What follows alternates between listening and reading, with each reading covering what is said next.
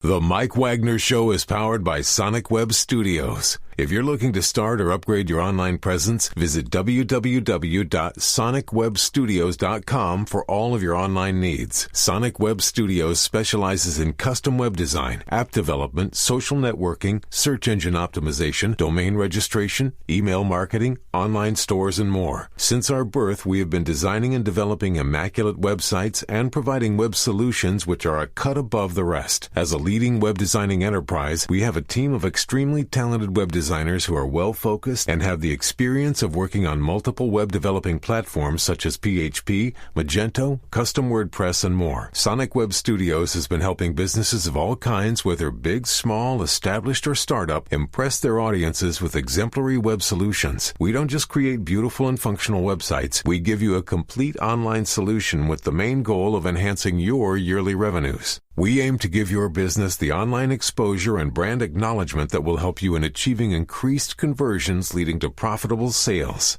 Call 1-800-303-3960 or visit us online at www.sonicwebstudios.com to get started today. Mention the Mike Wagner Show and get 20% off your project. Sonic Web Studios. Take your image to the next level.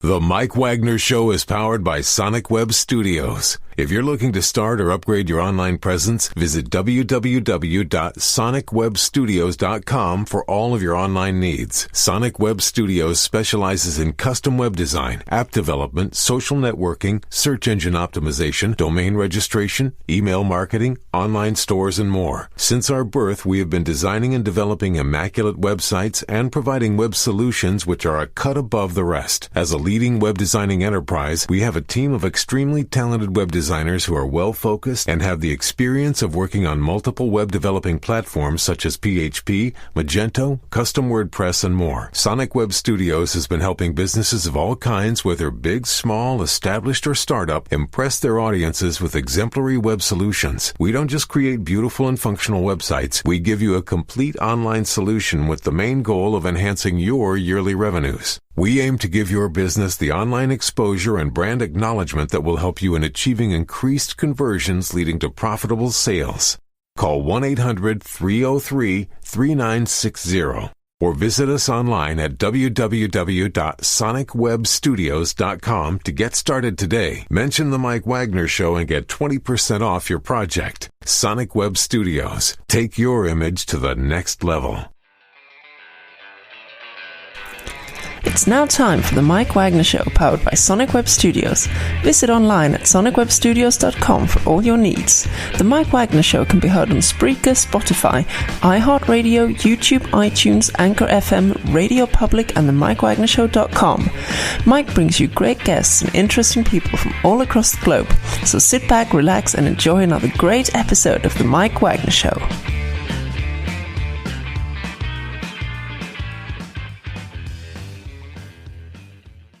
Hey everybody, it's Mike from the Mike Wagner Show, powered by Sonic Web Studios. Visit online at sonicwebstudios.com for all your needs. Looking at a professional website without breaking your budget? Sonic Web Studios is the answer. Sonic Web Studios offers fast, affordable, custom web designs that blow the competition away. Call today at 1-800-303-3960. That's 1-800-303-3960. Or email to support@sonicwebstudios.com. Mention the Mike Wagner Show, get 10% off your first order. Sonic Web Studios, take your image to the next level. Also, the Mike Wagner Show can be heard on the MikeWagnerShow.com. You can check our Facebook page at facebook.com/the Mike Wagner Show. You can download and listen on Facebook, SoundCloud, Spreaker, Spotify, and iHeartRadio. Also on Anchor FM, Radio Public, iTunes, Google Play. Also over 25 podcast platforms. Take the Mike Wagner Show with you on any mobile device. Subscribe to the Mike Wagner Show on the YouTube channel and follow the Mike Wagner Show on Instagram and Twitter today. We're here with a wonderful gentleman who was born and raised in Los Angeles, lived for 30 years, now in Colorado Springs, and he's got a lot of tales to tell here in this special edition of the Mike Wagner Show. And he also has a book called You're an Author, Don't Get Hustled. So authors out there, you might want to pay attention. He was also a managing partner for quite some time with Vexillion Incorporated, does conceptual design, project development, marketing, sales, and more. And live, ladies and gentlemen, from the beautiful studios at Colorado Springs, spinning tales from the day, fish tales, tall tales, cat tales, whatever tales float your boat. Ladies and gentlemen, live from Colorado Springs, Wayne McFarland. Wayne, good morning, good afternoon, good evening. Thanks for joining us today. Mighty Mike, I'm delighted to be here. Been looking forward to it. Well, you got some great tales to spin as well, too, and I'm looking forward to that. So you're the author of the book Tales from the Day, which is available on Amazon and many other outlets. You also have a book called You're an Author, Don't Get Hustled, and you also worked as a managing partner for Vexillion Incorporated, just doing conceptual design, marketing, and a lot more. And, of course, you've got an interesting story to tell. Maybe you can share some tales with us. And before we get into all that, tell us how you first got started. Well, Mike, I got to tell you, we had a business, a software business, and my partner and I, also my wife, and we sold it not very long ago, and I've always loved to read. And so I started focusing on memoirs and biographies and so forth, and I read a lot of them in a short period of time, and Mike, I got to tell you, most memoirs really suck. They're usually what they do is they start out with somebody saying, "There I stood with a square jaw, a crooked smile and straight teeth, and I looked at the mountains and said, 'There is my destiny.'" It doesn't happen like that. I read all these memoirs, and there's also this feeling that when people write this stuff, they seem to think that they need to pretend or portray that life was some planned start at point A and end up at point Z. Doesn't work like that either. Mm-hmm. So, I read all this and I thought, what really happens is you go out in the woods with a bunch of guys and you rope a bear, or you blow town with a monkey, or you pitch a loan shark for an advertising contract. That's what happens. So I thought, well, I'll write about that. And came up with some tales, and I swear to you, they are all true. In fact, police departments now, when they, instead of a lie detector, they read one of my stories to a potential criminal and say, "Do you believe that?" And if they say yes, that's it. So that's how I got started. It was mainly a reaction to a lot of biographies and memoirs I read that I thought were just. There was a humorist who got in an airplane on his last day on Earth with a one-eyed pilot. Don't ever do that. But he opined one time that when you write down the things you should have done and leave out the things you did do, that's a memoir. And I think he kind of nailed it, So I decided, well, I'm going to write down the things we did do, as unlikely as they are. And each of the chapters in Tales from the Day, oh, God, there's a shameless plug, is complete in and of itself. In other words, as a start and a beginning. It's like a short story. And when I started doing that, Mike, the publishers and stuff were shrieking away. Do a memoir like that. That's gonna, it's gonna suck. And I said, memoirs already suck. And so I put together 27 different chapters, and we live in a 150 character world now. And so it got a pretty good response. And I also wanted to, I guess without saying so, say, look, you're not the only one who went out to drain the swamp and found yourself hip deep in alligators. I mean, it happens to all of us. Mm-hmm. So let's not pretend it doesn't, because it does. That's what life gives to you. So that's how I got started, I guess, with that part of my life. And I guess I have to remind myself, don't start a memoir yet. So I'll have to learn from you first. So I still got a ways to go. I'll tell you that. So. Well, I don't know totally what you've done, Mike, but I'm sure a blog would be a good chapter. I think it's the new local radio. Oh, there you go. That's a good one, too. I got 300 plus chapters as well, too, and tell you about sometime as well, too, over a cup of coffee. And What was that one moment that precisely influenced you into writing or doing Tales from the Day? It's the day of saying, hey, I'm going to do this once and for all. What was that one aha moment for you? Well, I would say it was when I got together with some old cronies of mine, and we were all involved with local radio, which is why I love podcasts and stuff now. Mm-hmm. And I told a story about pitching a loan shark for an advertising contract, and the hilarity that ensued from people who knew the business, like the business, was so great. I thought, I'll write this down. And someday when, the contents of myself are in an urn that's about 6 inches high. Somebody can read it and say, this guy sounded like he was completely nuts. Otherwise, another thing I think that was an aha moment, there was an anguished, truly anguished letter I read from a guy now passed away who was in the Merchant Marine during World War II. Mm-hmm. And he wrote it up, and he could not get it published. I don't know, maybe his writing was awful. I don't know. Who knows? Mm-hmm. But anyway, he wrote this anguished letter, and in it he said, what I'm so concerned about, he said, when I die, all of this dies. And there's some truth to that if you know people who are now gone and events that are now gone, when all of us are gone, that all dies as well. There's an African saying that when an older person dies, a library burns down. Mm-hmm. And I think there's a lot of truth to that. Mm-hmm. So I decided, crazy as it is, now's the time to go from, telling stories for free beer to writing them down and see if they have any traction. and I can see you've got some great stories to tell too. We'll talk about those, but first listen to the Mike Wagner Show at themikewagnershow.com, powered by Sonic Web Studios. Visit online at sonicwebstudios.com for all your needs. Looking professional website without breaking your budget? Sonic Web Studios is the answer. Sonic Web Studios offers fast, affordable custom web designs at below the competition way. Call today at 1-800-303-3960. That's 1-800-303-3960. Or email to support@sonicwebstudios.com. Mention the Mike Wagner Show. Get 10% off your first order. Sonic Web Studios. Take your image to the next level. Also, the Mike Wagner Show can be heard on the MikeWagnerShow.com. You can check our Facebook page at Facebook.com/the Mike Wagner Show. You can download and listen on Facebook, SoundCloud, Spreaker, Spotify, and iHeartRadio.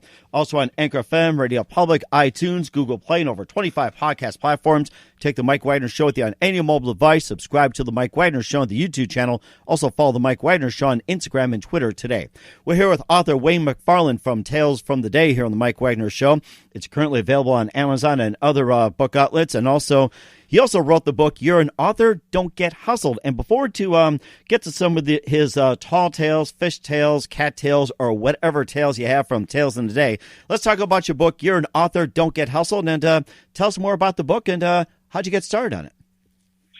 Well, I, over the years, have written my share of press releases and various things, but this is my first excursion into the minefield of authorship. Mm-hmm. And when I put out Tales from the Day, I originally had a publisher who turned out to be, let's just say, not exactly as represented. Mm. And so fired them and went out on my own and started selling some books.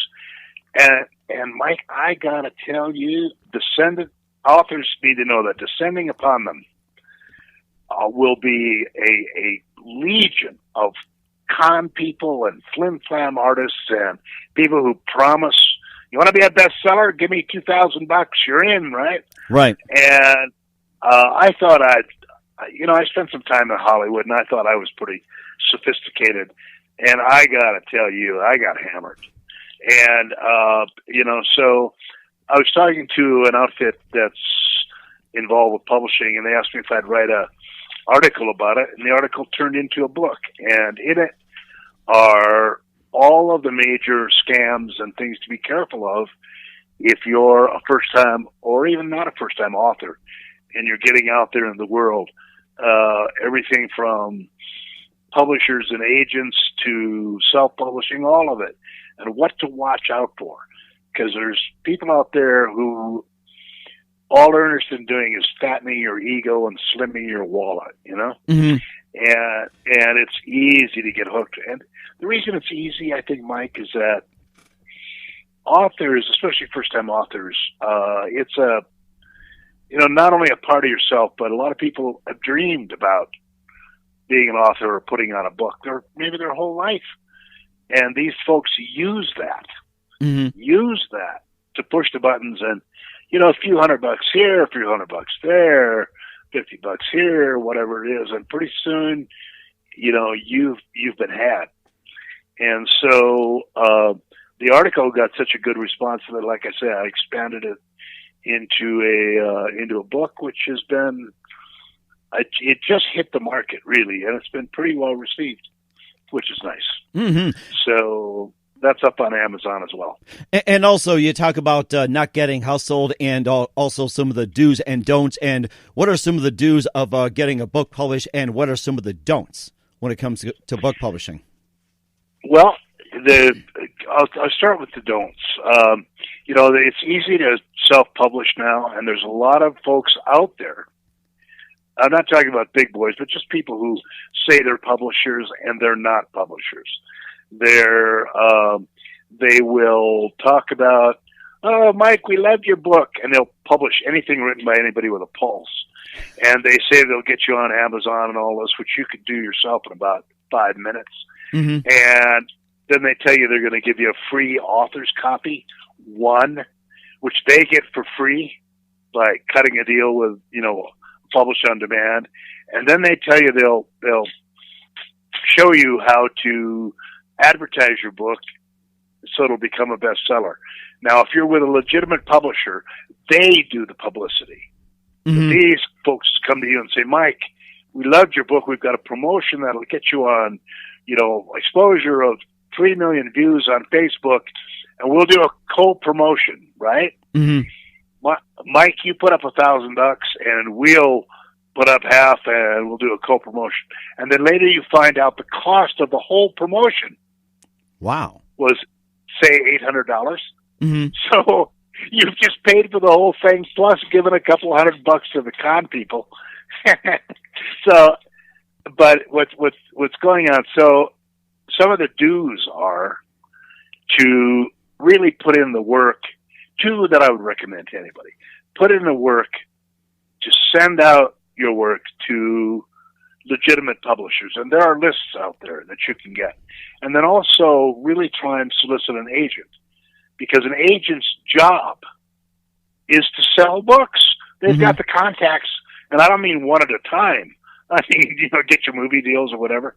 And the one thing to remember about that is that now with the world being so split up into interest groups, agents by and large specialize.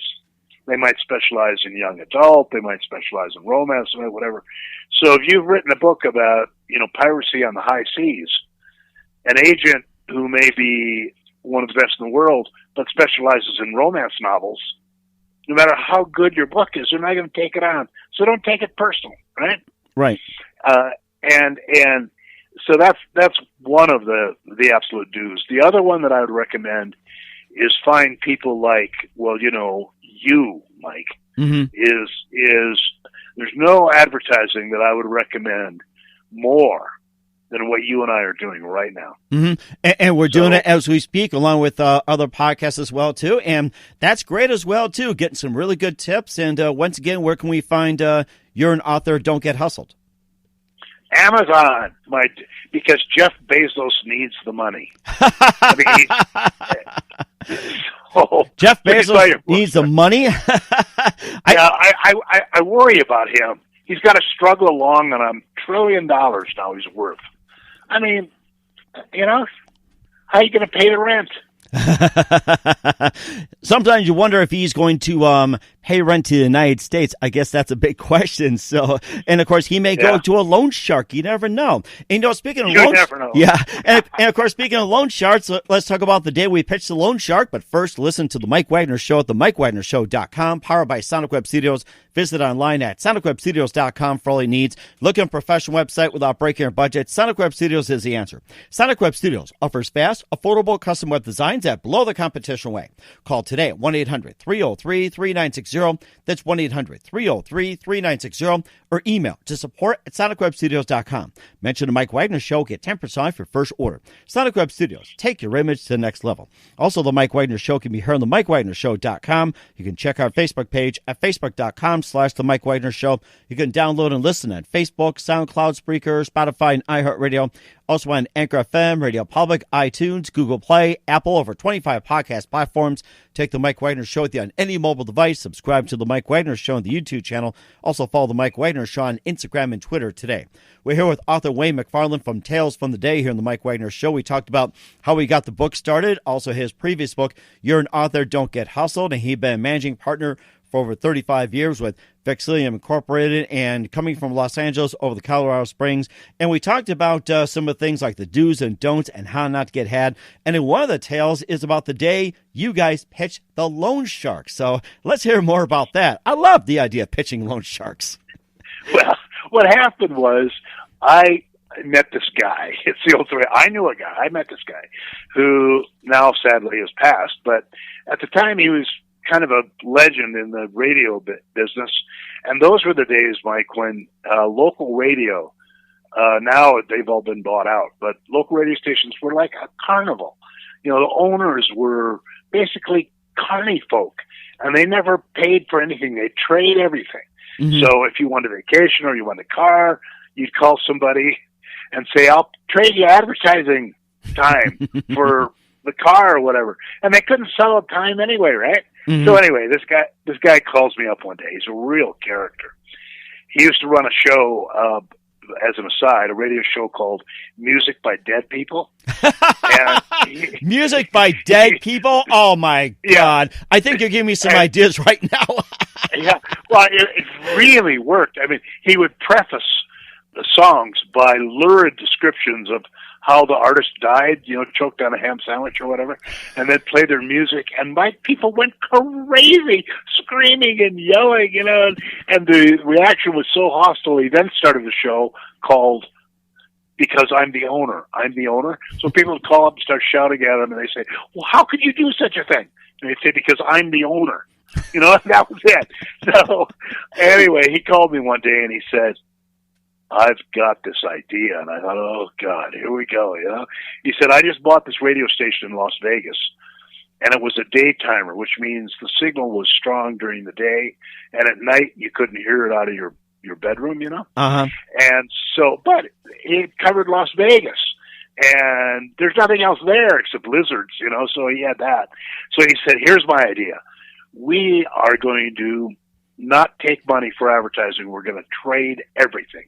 We'll live like kings. All the best food, all the best shows, blah, blah. And I thought, oh, man. And he offered me a little money, what he called walking around money. So I thought, okay. So I went into the station, and one day and we did live like kings, Mike. I mean, because, you know, if you go to somebody with a restaurant and say, hey, I'd like, 50-some steak dinners, and here's, 30 commercials or whatever. It was an easy sell. Mm-hmm. Bartering, that's right. Easy, yes. And you're making me hungry for some. Well, the IRS found out about it, so it ain't like it used to be, believe me. So one day he calls me in his office, and he says, we're out of money. And I thought, oh, well, there's a shocker. Well, we haven't been selling for cash. And he said, we are going to go get a year cash in front contract from Big Mike at Big Mike's bail bonds. And Mike, I was new to Las Vegas, but even I knew that Big Jim at Big Jim's bail bonds was the most notorious load shark in Las Vegas. And that's saying something, Mm-hmm. And I said, the guy's name was Frank. I said, Frank, I don't know if this is a very good idea. And he said, no. I even made a commercial for him. And he played this commercial, and Mike, it sounded pretty good. Uh-huh. It was a really, really good radio voice like yours, and they were talking about, if you get in trouble with the law, call Big Jim, and there was music in the background. It sounded pretty good. So I said, all right, I'll go. And we went down to Big Jim's, and we were let in the conference room of his bond company, and there he was with his son, Little Jim, who was reputed to be as mean as a rattlesnake. Uh-huh. So Little Jim starts in, he says, I don't even know why we're here. We're not going to buy any advertising for cash. And Frank, my friend, the owner of the station, said, I've even done a commercial for you guys at no charge. And the kid says, we don't want to hear any stupid. And Big Jim holds up his hand and he says, I want to hear it. Play it. So Frank pushes the button, and instead of the commercial he'd played for me, out came Frank's voice, backed with minor key organ music, and the dialogue went like this. Have you killed your wife? If you have money in the bank, here at Big Jim's bail bonds, we don't care. Have you hit your mom with an axe? If you have equity in real estate, here at Big Jim's, we don't care. And I got to tell you, the kid popped out of his chair like a gopher out of a hole and started screaming. And he stopped when he saw Big Jim was laughing so hard he's almost choking to death. And so when he calmed down, he looked at us and he said, "Now that took some sand." He said, "It was really stupid, but it took some sand." He said, "Okay, I'll buy your deal on 2 conditions." And my friend was, frantically uncapping his pen, and pushing the contract for it. And Frank said, "What are the conditions?" And Big Jim said, "Here are the 2 conditions. You give me that commercial on it. Better be the only copy. And you never run anything on the air unless I approve it first." And my friend, of course, said, "Yeah, fine, no problem." Year worth of advertising, cash in front on the mahogany, right? Uh-huh. So I thought Big Jim had demanded that commercial so he could destroy it. But I was told some years later that he played that thing at every party he went to right up until he went to jail. Oh, my goodness.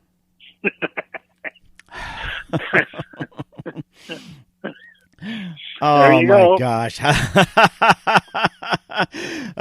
Pitching loan sharks. Don't you love that? Well, speaking of sharks, how about the day you guys went shark fishing in your underwear? So let's hear about that one, since we're on the shark tales. So, well, it all started out of a guy pulling a knife in a bar in Trinidad. Now, that sounds a little exotic, but really I was there with a friend of mine who had been a runner on their Olympic team. He didn't win, but kind of guy could run. So anyway, we were on the island and we're screwing around. And one day we went and helped his grandmother, who used to be a grandee of the island in this huge plantation, kill a bunch of big jungle spiders that had invaded her home. Mm-hmm. That was fun. Ooh. And after doing that, my friend Ron said, "Come on, I'm going to take you out for some beer." So we went to this little local bar, dirt floor, right? And we were in there, and my heritage is Scottish, and the island is mostly native African American, not African American, but they were imported from Africa. Same thing as here. Big trade and whatever. So I stood out like a pig in britches, right? I mean, I was the outlier there. And this guy comes up to me and starts speaking to me in island patois, which is a combination of French and slang. And Mike, I mean, I'm from the Midwest, right? I didn't understand a word he said, but I understood it when he pulled out a big knife. I understood that. And I thought, oh, God, here we are. I'm going to die in this little dirt bar in Trinidad. And I'm looking for a way to run out the window, jump out the window. And my friend comes up with a guy who turned out to be his uncle. And he knew the guy with the knife, and we ended up having a few drinks together, although I was never very comfortable. And my friend's uncle looked at me, and he could see I was kind of shaken up, and he said, "You need to come fishing with Ron and I tonight." And I said, "Sure, anything to get out of the bar, right?" Mm-hmm. So that night we walked through, it seemed like forever, the jungle down to the beach. And Ron's uncle said, "Okay, it's really unpleasant to walk back through the jungle because there's things that'll bite you on top of it with wet clothes. So take off your pants and shoes, and we'll do some fishing." And he gave me this line, like as big around as your little finger, and hooked a big hunk of raw meat on it. And we went out, walked down the surf and threw out our lines, right? And I'm standing there, and suddenly it occurred to me that standing there in your underwear, fishing for sharks in the water with bloody meat on your hook was probably not the best idea. I thought we probably looked pretty tasty here. Yeah. And so I'm backing off toward the beach thinking, man, I really don't, this never happened in Minnesota. And all of a sudden my friend's uncle, something hit his line and started pulling him out into the ocean, and we all grabbed it. And I think it was a moray eel. It was huge. Oh my goodness. Big thing. Got on the beach and it was snapping, and they beat it to death with a rock. And we went back to the uncle's house, and he put it on the dining room table. I mean, same one we ate at, right? And drove a nail through its head, and then pulled its skin off, and it gave its all for our meal that night, which consisted of fried whatever it was, rum, and really nothing else. I remember it as a great evening, though, Mike, I got to tell you. Yes, I pledge never to watch Jaws again after shark fishing in underwear. Oh, my goodness. Yeah, it's a very bad idea. You know, one thing I noticed about the various travels I've done, Mike, is that there's just something about the minute you get out of your own area, you'll do really stupid things that you'd never do at home. Uh-huh. Sure, take your pants off and wade in the surf with bloody meat. Yeah, great idea. Then again, what if your spouse, your wife was, out? It's like, what would they think? I guess that's another question. Yeah, exactly. Well, that was before I was married. I can tell you what she'd think about that now. But, yeah, I mean, it was just really, all I can say is it was just really incredibly stupid. And had an episode that I read about in my book of running with the bulls before it was fashionable. Another really stupid thing that you do when you're out of your own area that you probably wouldn't do otherwise, Uh-huh. So that's Mm-hmm. that's it. All I say is if you're going to travel somewhere, be sensible. Or how about the day that Johnny Cash hit on your wife? It's like, everybody's a fan of Johnny Cash, but Johnny Cash was hitting on your wife, and tell us more about that. Yeah, that was, I got to tell you, to this very day, and my wife and I have been married a long time, she will not tell me what he said to her. And how we got into that situation was I was doing some production work when lasers first came out. So we were opening live shows, and I got a call one day, and this guy said, "Hey, bring your lasers and come on into Tulsa, Oklahoma, and we want you to do a little opening for the Country Music Awards." Can you believe that? It was going live, yeah, to like a third of the country. And so we rolled in there, and the show was being produced by a prominent singing family. They're still around, but they had never produced a show before, and they kind of oversold their skills. Oh, and I figured that out. Mm-hmm. I know how that goes. Yeah, exactly. And I figured that out when the sound man and the light man were having a fist fight on stage about 3 a.m. because nobody had time enough to set up. So anyway, we were first up. We ran the show, which was the only way we got away with it was setting off the fireworks and the lasers first, setting off the finale first. I mean, it was quite a disaster because we didn't have time to set up. And I, of course, after the show was over, thinking we just tanked in front of, 10 million people, went to the backstage bar. I mean, what else could I do, right? Mm-hmm. And Gloria, who was getting her doctorate in molecular biology. Now, Mike, let me tell you something. It is true. You can marry above your station. I am living proof. But to say that getting a PhD in molecular biology is a bit distance from the Country Music Awards, it's an understatement. So when I came out of the bar, here's this huge group of people standing around, respectfully silent in kind of a big circle. And in the middle of the circle is this big guy, tall guy, dressed all in black, and my wife. And I'm looking at this, and people started to drift away, so I apparently got at the end of it. And I went up to her, and I said, "What did he say to you?" And she just looked at me, kind of smiling, said, "Oh, just a bunch of nonsense." and she would not tell me. So I kind of blinked at her, and I said, "Do you know who that was?" And she said, "No. Who was it?" And I said, "That was Johnny Cash." And I swear to God, Mike, she looked at me totally serious. It was not sarcastic. She said, "Who's Johnny Cash?" He's the one that went to the Ring of Fire and walked the line. That's what he probably said to her, something like that. Probably. And I told other people that I am convinced on the day when I'm rattling my last, my death rattle, at that moment, Gloria, my wife, will come in and say, "Now I'm going to tell you what he said to me." But I I have been unable to pry it out of her, I swear to you. But then again, you also got saved by Mickey Mouse as well, too, since we're on that subject. It's like going from Johnny Cash, Loan Sharks, and Shark Underwear, and you fortunately got saved by Mickey Mouse. I love to hear this one. Well, when I first got to California, I wanted to try and break into something, and I was starving to death. I mean, really starving to death. And a friend of mine who I had known very vaguely in college, I'd hit up everybody I knew, Mike, for work or something, anything, and I couldn't get anything. And I took some comfort out of the fact my van had a mattress in it. I mean, I was really going broke, starving to death in California.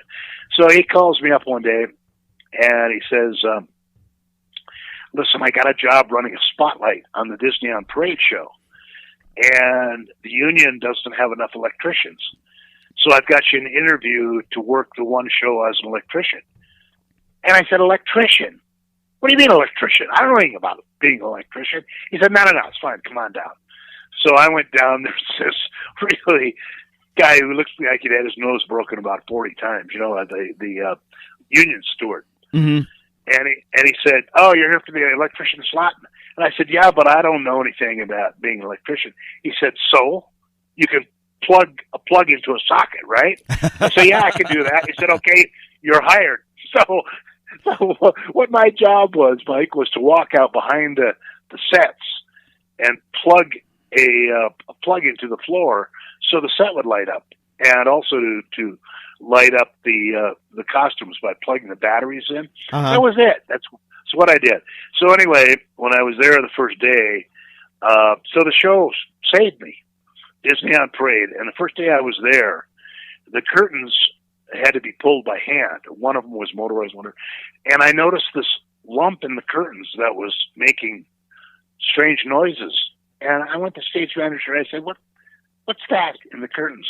And he said, oh, that's the creature. I said, the creature? Yeah. And he said, yeah, it was the son of a union guy, which meant he was, would always get work. And he lived with his mom, and he was a pretty strange character. And so I got him out of the curtain. I think he was wrecked. And for some reason, we got to be pretty good friends. And really, it was through him that he was the agent of Mickey Mouse. He did two things. One day after we got to be friends, he took me to this bar, and as it turns out, he was on now this is a guy who cut his own hair with scissors, grab a hunk of it and then cut it. Mm-hmm. I mean, he one day took me to this bar, and it turned out he was on a first name basis with Miss Nude America. Oh, my How did goodness. that happen? Yeah. And he never explained to me how that came about. Talk about the naked truth with Miss Nude America. yeah.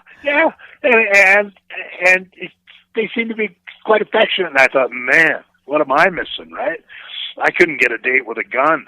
And as the show was ending, those of us who weren't in the union, we didn't have another job. And so the creature started badgering me to give him my resume. Now, I didn't have much of a resume. It was a pretty good example of my first creative writing. And I thought, what's this guy going to do for me? I mean, the only contact he's got is Miss Nude America. I mean, okay. But finally, I gave him my resume, right? Mm-hmm. So on the day they were going to throw me out of my apartment, they cut the phone off. They were going to cut it off that day. And electricity, I mean, I was really down for the count.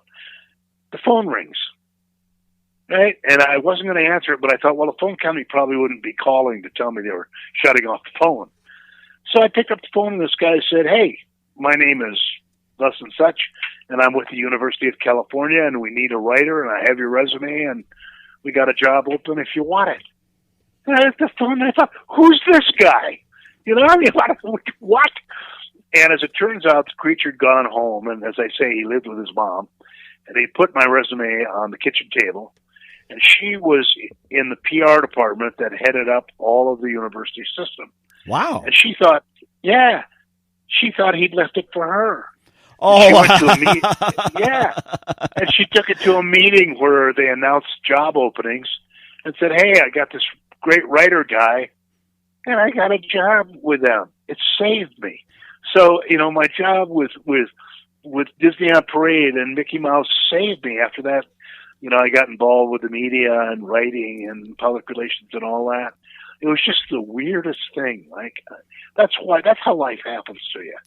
That's exactly how it happens to you. It sounds like it's no Mickey Mouse feat, and you have to say that. And yeah, it's a small world after all, definitely. So, and of course, we normally have more tales as well, too. But you can also pick up his book, Tales from the Day by Wayne McFarland on the Mike Wagner Show. It's published on Amazon. And of course, just a few minutes here. We'd love to have him back on very soon as well, too. Who are some of your favorite writers growing up?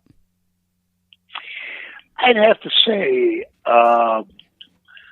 probably these are people who are really gone. I'd have to say Will Rogers was probably one, and Wiley Post was another, and Mark Twain, of course.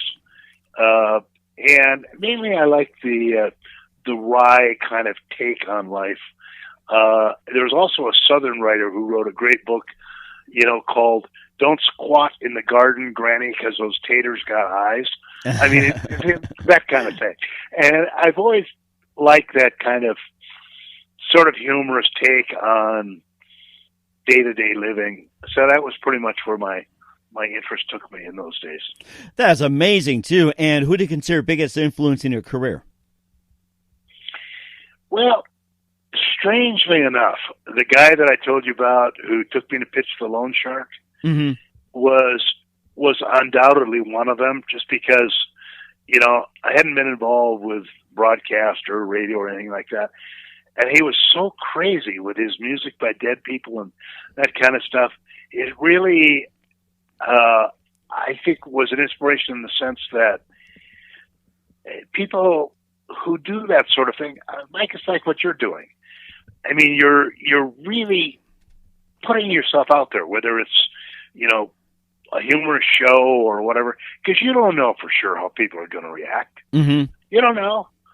So, you put it out there, and if your ideas, your sense of what's going to work is correct, and you can't teach that. Mm-hmm. You just got to have that.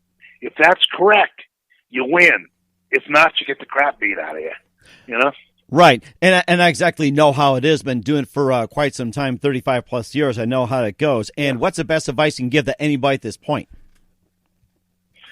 Best advice, I think, is get yourself out there, and when something starts to happen, just go with it. I mean, a lot of people, I'm sure that's been your experience in broadcast as well. Mm-hmm. A lot of people, something will happen, and their first reaction is, "Oh, I've never done that. I can't do that."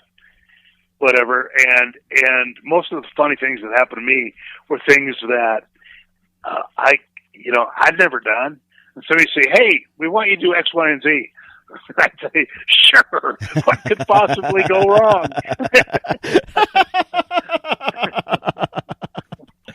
Oh my goodness, that could be another Tales of the Day too. And speaking of Tales of the Day, what can we expect from you in 2020 and beyond from you? Well, the version of Tales that's out there now is expanded. I added about 100 pages to it, so the book, because I was going to write a second one. And Mike, I got through about 8 more chapters, and I realized I just squeezed the lemon dry. When you're, at least for me anyway, as a writer, when I ran through what I viewed as stories that had some punch to them, I just couldn't. I'm not good at making up stuff like that. I think if they don't have the ring of, if not truth, at least the ring of craziness, I'm not good at making up stuff like that has resonance. Mm-hmm. So I stopped, and I'm kind of thinking I might try my hand at a kind of a fun whodunit, Oh, that would be fun. Yeah, I think so. Yeah, that sounds great. And keep us up to date on that. We'd love to have you back on very soon. Once again, author Wayne McFarland of Tales from the Day here on the Mike Wagner Show. Wayne, it's been a great pleasure. A big thank you for your time. You've been very, very fantastic. And I got some great laughs from you. Looking forward to having you on soon. Do us a favor, keep us up to date. Once again, tell us about your upcoming projects, what's your website, how do people contact you, where can people purchase your books? Well, thanks, Mike. I've got 2 websites. One is talesfromtheday.com, and the other is waynemcfarland.com. and you can get a hold of me through them, and I'd love to hear from you. My books can be purchased on Amazon. That's really where I'd recommend because of my deep concern for Bezos. And so Tales from the Day and You're an Author, Don't Get Hustled can both be purchased on Amazon quickly and easily. So there you go. And thank you, Mike. That was a great opportunity for a plug. And fantastic as well, too, Wayne. A big, very, very big thank you for your time. You've been fantastic. Looking forward to having you again soon. Do us a favor. Keep us up to date. Love you to have back on sometime in 2020 and beyond. Keep us up to date. You've been absolutely fantastic and looking forward to more Tales from the Day for you. You've been great. Thank you, Mike. Thank you very much. It's been just terrific. The Mike Wagner Show is powered by Sonic Web Studios. If you're looking to start or upgrade your online presence, visit www.sonicwebstudios.com for all of your online needs. Sonic Web Studios specializes in custom web design, app development, social networking, search engine optimization, domain registration, email marketing, online stores, and more. Since our birth, we have been designing and developing immaculate websites and providing web solutions which are a cut above the rest. As a leading web designing enterprise, we have a team of extremely talented web designers who are well-focused and have the experience of working on multiple web developing platforms such as PHP, Magento, Custom WordPress, and more. Sonic Web Studios has been helping businesses of all kinds, whether big, small, established, or startup, impress their audiences with exemplary web solutions. We don't just create beautiful and functional websites. We give you a complete online solution with the main goal of enhancing your yearly revenues. We aim to give your business the online exposure and brand acknowledgement that will help you in achieving increased conversions leading to profitable sales. Call 1-800-303-3960 or visit us online at www.sonicwebstudios.com to get started today. Mention the Mike Wagner Show and get 20% off your project. Sonic Web Studios. Take your image to the next level. Thanks for listening to the Mike Wagner Show, powered by Sonic Web Studios. Visit online at sonicwebstudios.com for all your needs. The Mike Wagner Show can be heard on Spreaker, Spotify, iHeartRadio, iTunes, YouTube, Anchor FM, Radio Public, and themikewagnershow.com. Please support our program with your donations at themikewagnershow.com. Join us again next time for another great episode of The Mike Wagner Show.